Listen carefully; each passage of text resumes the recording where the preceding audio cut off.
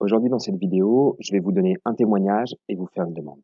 Un premier témoignage. Alors, ça date de mi-décembre, un soir, je rêvais de me poser devant la cheminée avec un bon bouquin, et là, j'ai une amie infirmière qui m'appelle. Elle a un patient, fragile, pas bien, qui a la Covid depuis 8 jours, qui commence à être essoufflé. Son médecin est venu le voir et lui a dit qu'il lui fallait de l'oxygène, qu'il fallait aller à l'hôpital. Le patient a plus confiance, ne veut pas aller à l'hôpital, et le médecin lui répond, tenez-vous bien, que c'est trop de paperasse de donner de l'oxygène à la maison, et qu'il lui fera pas. Il s'en va comme ça, il laisse le patient tout seul un vendredi soir.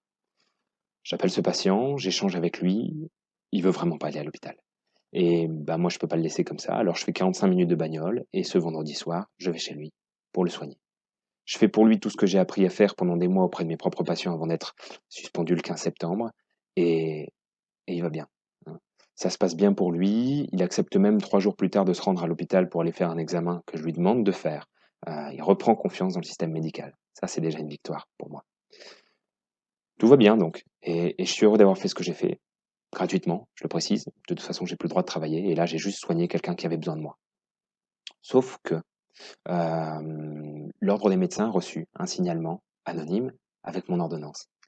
J'ai été convoqué par 2 confrères à qui j'ai expliqué toute cette histoire, à qui j'ai expliqué que la seule chose que j'avais fait, c'est porter assistance à une personne en danger. Sauf que euh, je reçois un courrier recommandé aujourd'hui m'informant que dans sa séance, le conseil départemental de l'ordre des médecins du Nord a décidé de me déférer devant la chambre disciplinaire pour ce que j'ai fait pour ce patient. Peut-être que l'ordre des médecins va réussir à m'interdire d'être médecin, va réussir à me radier. Et là, peu importe. Mais on m'interdira jamais de soigner les gens. On m'interdira jamais d'apporter mon secours à celui qui en a besoin. Même si je peux plus m'appeler médecin, je continuerai à faire ce que je peux pour les autres. Par contre, je suis révolté. C'est pas normal ce qui arrive. Voilà. Et j'ai besoin de vous.